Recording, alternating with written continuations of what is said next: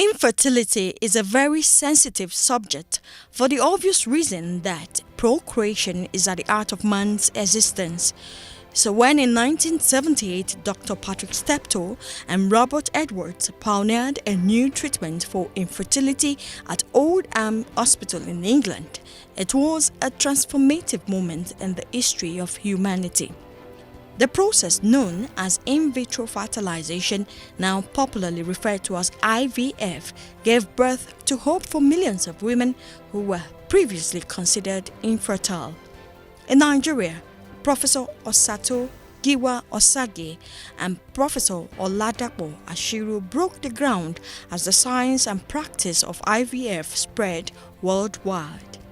After them came another generation of experts in the field of assisted reproductive technology.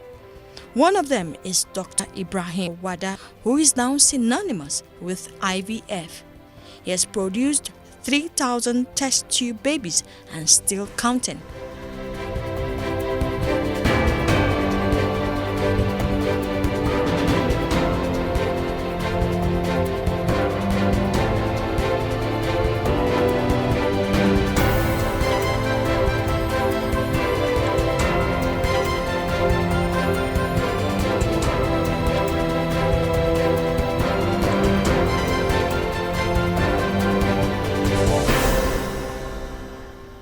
Nisa Premier sits pretty on several hectares of land in the serene surroundings of Jabi, a picturesque suburb of the Nigerian capital, Abuja.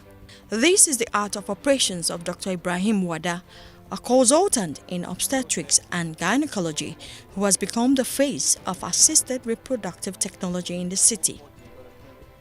It is a dedicated facility, an assisted conception facility, as Dr. Wada's world revolves around medicine, especially women and reproductive health, and he has been doing this for 34 years. When you get to meet him in person, it is difficult to believe he has been doing this for so long. Dr. Wada's looks belie his age. There is a childlike innocence about him. His cherubic face easily breaks into a smile, and he has an easy laugh. No airs, only earthiness. This puts you at ease as you settle down to hear the inspiring story of this brilliant doctor. It's a story that confirms the African wise saying that the morning foretells the evening.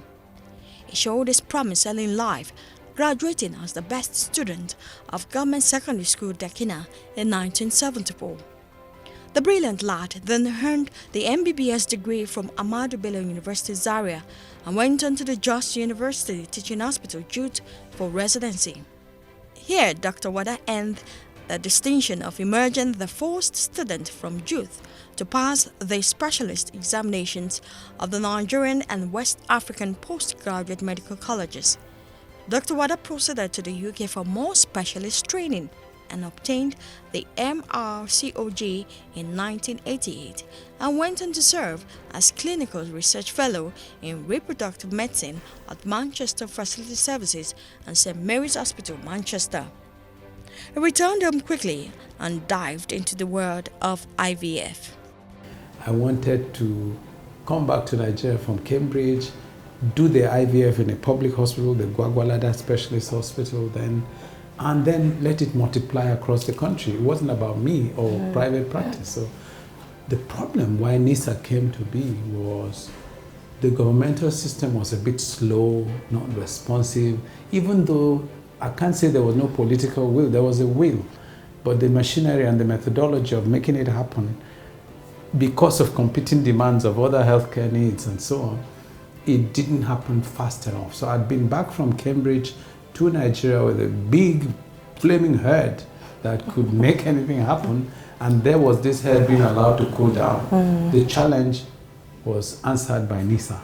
I had to do something rather than take that head and brain and ability back to Cambridge. It didn't make sense. So we put NISA on the ground, prayed to the Almighty God, and my God, what a journey.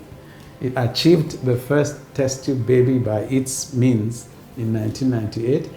Ever since, he has gone on to weave his life around bringing smiles to women and families that were initially condemned to childlessness. It is a huge tax, as infertility in Nigeria seems to be a growing burden. The prevalence level is put at 25% among married couples. You can only imagine the trauma that these people go through, but Dr. Wada understood, and this has come to define his life. Dr. Wada is always excited talking about how it all started with this famous first, Baby Anatu. Everybody knows baby Hanatu. Ask any Nigerian, do you know any test tube baby? They're going to say, oh, we know Hanatu. God used the doctor to bring me to life, and through that my parents became happy, so I decided that I could also be a doctor that actually brings smiles to other people's family. She's becoming a doctor and she wants to come and do fertility. So can you imagine the back on back IVF baby becoming a fertility doctor? How does that make you feel generally? It makes me feel good. And I'm praying to God to be alive to see her as a doctor. She's, good. I think, the second year or something like that now. So life belongs to God. So the day that she comes, graduates as a doctor, sits and starts consulting, my God, that will be another day for of my life. Baby Anatu may be the celebrated first, but she is now just one of the over 3,000 success stories of IVF at NISA Premier. Dr. Wada Ibrahim has put smiles on the faces of countless of mothers from all walks of life. The attestation to these many feats adorn the wall at NISA Premier. It's not just how many have my hands brought forth, but how many have I inspired to happen. And that was the original thinking. It was, I told you, it wasn't about me and what I could do. It was about the nation and what she can do for herself. So we didn't hide the knowledge. And so we did homegrown training, and everybody knows what IVF is all about now. And those who want to start, they've started theirs with our blessing and claps. I decided to take a tour of NISA Premier Hospital, and one is struck by the ambience of a world-class health facility with over 1,000 staff.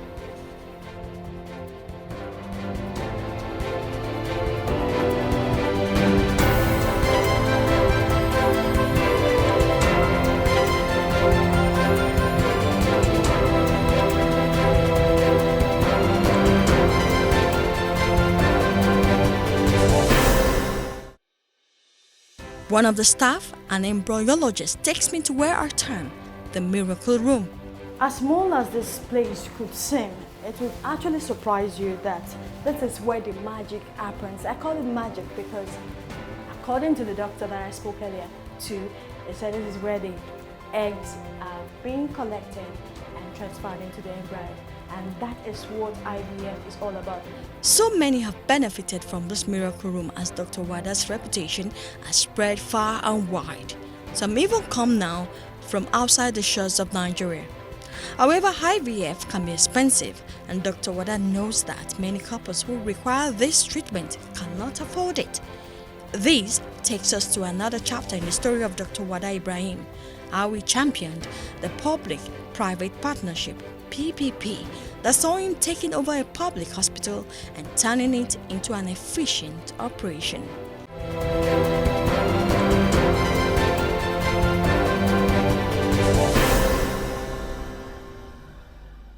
Dr. Wada broke new ground when Gariki Hospital was concessioned to NISA Premier for 10 years as a test case of how public facilities can mirror the efficiency of private medical facilities. Today, Gariki Hospital has a new phase of efficiency. Gariki Hospital, it's grown over the years after it was concessioned to NISA Premier. Why was it concessioned then, and when was it? When it was concessioned through a transparent process, and it was NISA that won that, I just felt, well, this is a personal challenge. First, test of philanthropy, because poor people will come here. Second, test of management and of maintenance. All of this we've scored highly on.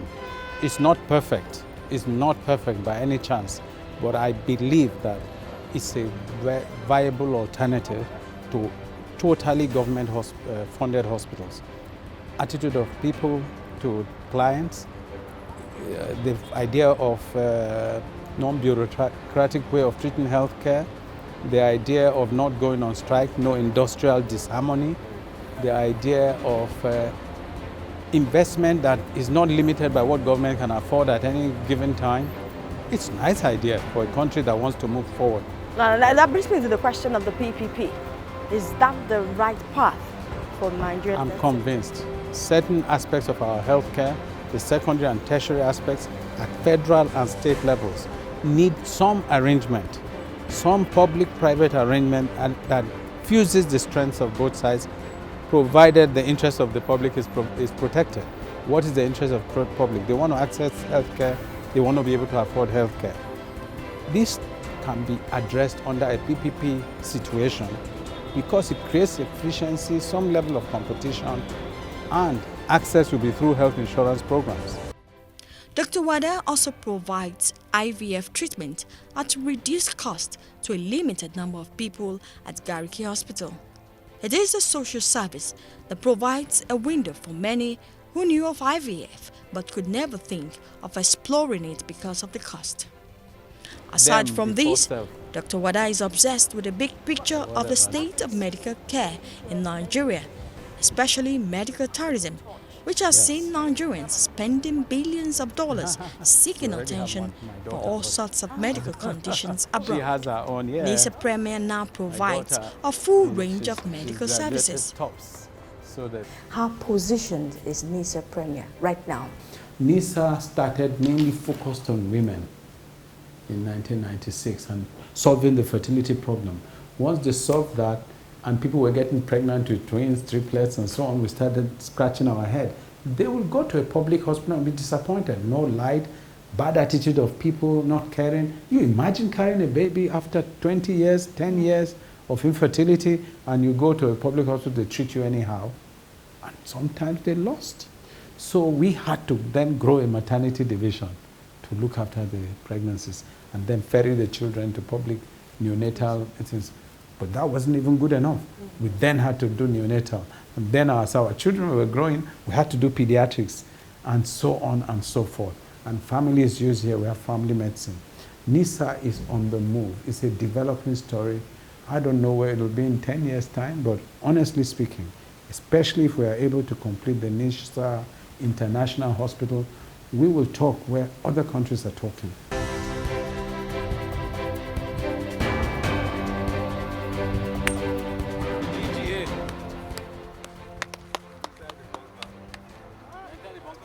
With a life that revolves around these obsessions, Dr. Wada knows that he has to take one prescription, which he frequently dispenses: find an avenue for relaxation.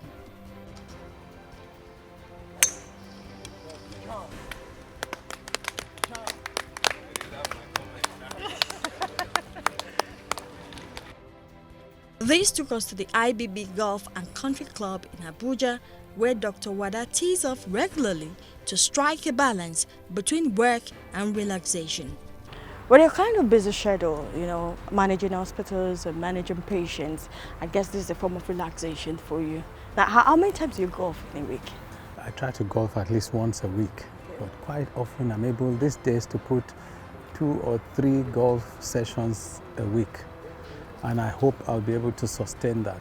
I mean, all my plans in the past were defeated, so I'm still looking forward to a time when I can enjoy this game much more often. It's the most beautiful of games. Now, this is my first time actually of seeing, people play, and I watch it on TV, the PGA tournament and all that.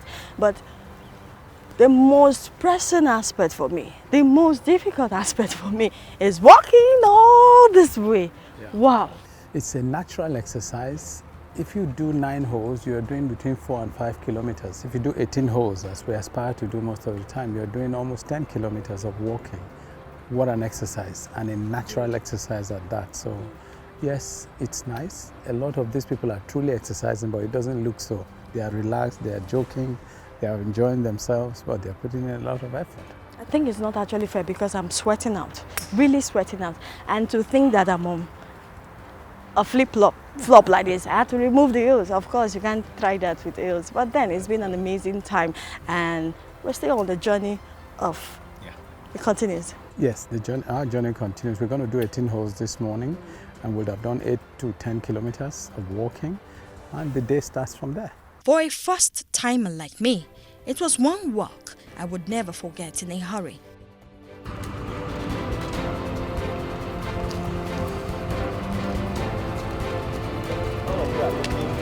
Very kind of.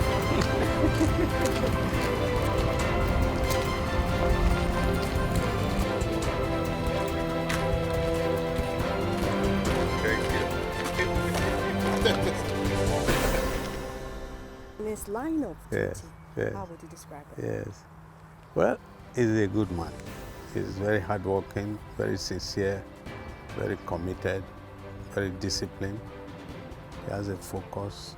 He has the interest of the country and our people at heart, particularly those who have difficulty in having children. He's devoted his life to that. He has excelled, and I'm very proud of him. After a couple of rounds of golf which took a few hours, it was time to unveil yet another side of this personality, who is an advocate of keeping the body, mind and soul in check.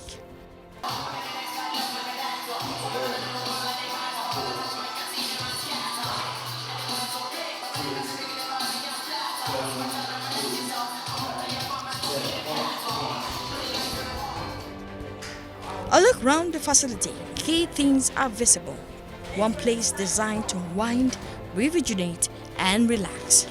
For Dr. Wada Ibrahim, he places high premium on not just saving lives, but also preserving it. With staff from Nigeria and the diaspora, he ensures this comes to reality. But coming from Nisa Wellness Retreat and taking a tour around the facility, it's an awesome place. A lot of things on ground. Now, what was your motivation in setting up a place like this? I think the thinking behind my mind is, before you get sick, how can you stay healthy? How can you live longer? I know that these facilities are common abroad. They are coming up in this country, but a unique, complete place dedicated to purity and serenity of the environment, that is dedicated to your body, your mind and soul. Okay. You can't find this complete system just everywhere. Okay, all right. I think it's... And I noticed something. I noticed, you have a Moroccan who does the hammam. Hammam, yeah. Moroccan bath and hammam, yeah. And someone said, the tour manager said, without a Moroccan, you can't get a perfect hammam. Correct. I think the idea here is to mix cultures. People are not the holiday type generally, but if we do something unique at home, it helps to cleanse the mind, cleanse the body, cleanse the soul. And in all honesty, we need people from different parts of the world. We got Moroccan, we got from India, we got our own people, Nigerians, we got from Zimbabwe, and now we've got from Cuba. So this is it's just to make it look like, just go somewhere and let go completely. And the food is actually very tasteful. I'm happy you like it. Food is everything. Yes. We are what we eat. So this wellness center will reach a stage where they design foods that meet who you are or who you want to be, and keep you healthy as long as possible. We're getting there. Now, the wellness center, what are you trying to achieve? Let me ask the question properly, because... Gracias. Thank you. Thank you. Thank you. Both ways. You take care of the body in different aspects and in specialized aspects, and then you also, take care of, families, so to speak, or couples. Yeah. Or... I think it's, in many ways, it's designed with people of different backgrounds in mind. The single person who works very hard like I used to, and the couple who have worked hard and want to go to a place to renew themselves, rejuvenate, detoxify, feel good, and be in a very quiet, not noisy, loud, and safe place. Yes. This is where we are with the Wellness Center, I think. Now, for Nigerians, are we doing enough in that respect of relaxing? No, we are not, because here we are fighting too many elements to survive. What is taken for granted in the world we're trying to mimic is a struggle here. But at least when you escape to this kind of wellness center, It's not a hotel. It's not a hospital. Yeah. It's more homely than any of these places. So you get out of it all, and it's an experience. We've got many nationalities that come together, plus Nigerians, to give you an experience, something that we think will linger in your mind for quite a while. And I know we're getting there. Now, the key things are unwind, rejuvenate, and relax. Yes. All encompassed into one. Yes. I think it's a wonderful experience. And whole even that experience. is addressing you in totality, your mind, your body, and your soul.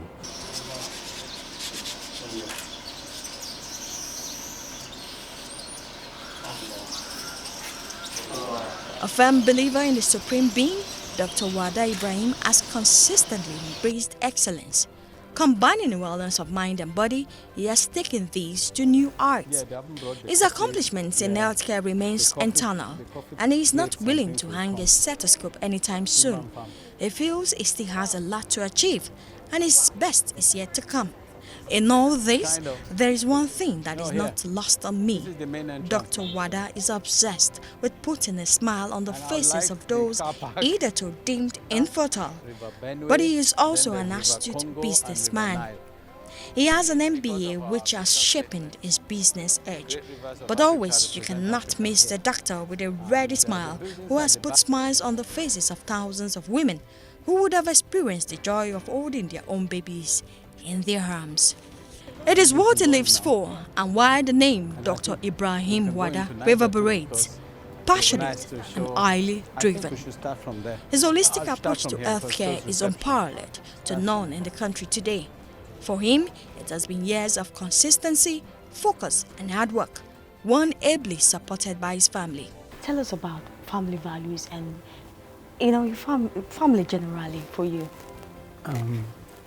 The experiences I've had in my life have shown me that anyone who is focused, has a good sense of purpose, and a sense of confidence that he can achieve, and is ready to work hard at that, they will always make it in this country, better than in any other country. So I've been abroad, I'm back, so I know.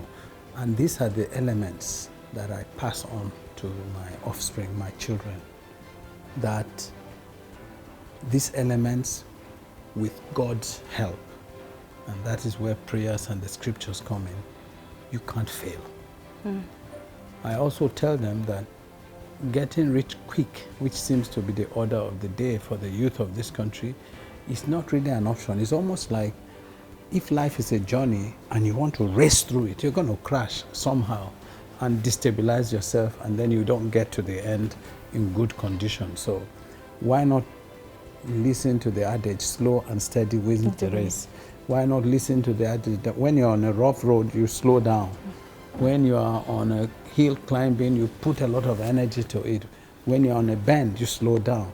These things that we do on a road journey, they are also relative to life's journey. So I tell them no condition is permanent. No problem is so permanent that you can't overcome it. My father taught me that. And have a sense of belief and confidence in yourself. Choose your target, go for it, slow and steady. You must win. Definitely. I'm sure it hasn't been easy for your wife all those years. And you mentioned earlier about 30 years this year? Yep. This year I'll be 30 years married. We've got grandkids now, thank God. And my wife, as a person, when I look back, I couldn't have been given a better life partner. If I go leave this world and come back, I will still look for her. That's nice. That's so sweet. So the qualities that she has, they match mine. So it's pieces of a jigsaw puzzle, and there's no major issues. I mean, I'm grateful. She's my advisor. She's my friend. She's my tolerating partner, because you have to be tolerant to have a guy who does my kind of work. In and then out, in and then out. And I love her, and I wish us well together. I pray that God will give us a few more years together, and that now that I'm trying to rest a little bit, I can now take it all in better than I can't imagine you resting because you're not in any way close to slowing down. You know, the way you climb the staircase, and you golf, and you know your activity for each day. But be that as it may, it's been an awesome journey with you. And final words now, what advice do you have for the younger generation who seem to believe the money is the ultimate? The first advice is that if you pick money as your target, it runs away from you. But if you pick success in what you're doing as your target, ultimately money chases you. Dr. Wada was not made overnight. It's been years and years of labor. But if you have a young doctor now, he wants to be Dr. Wada in 2 days or 3 days. It doesn't work that way. I think my advice is this: slow and steady wins the race, and that no condition is insurmountable. Great words of inspiration, and we've been talking with Dr. Wada Ibrahim. It's been an awesome time with you. Thank you so much for being our guest. Thank you, my pleasure. It's another edition next week. Until I come your way, my name is Ngozi Chude. God bless.